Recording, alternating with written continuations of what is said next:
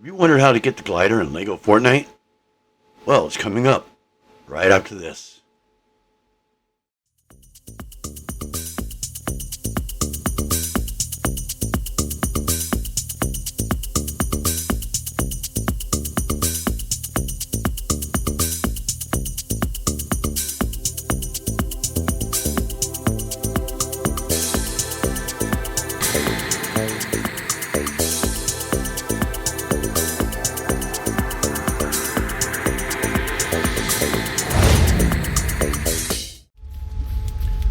Alright, I'm going to show you something I found. I already upgraded to level 10 on the, it shows up there 10 to 10, which makes no sense. But anyway, get the, what's it called, the glider. What you need to do, go in here, I'll show you where the glider is. You have to at least have this crafting bench.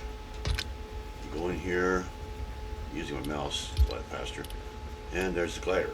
These are the things you need.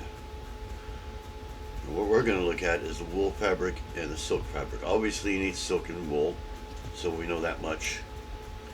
And you go over here to, well, I go over here to this little machine right here to make your silk and wool, the spinning wheel. After you do that, you have to create the loom, which I have right here.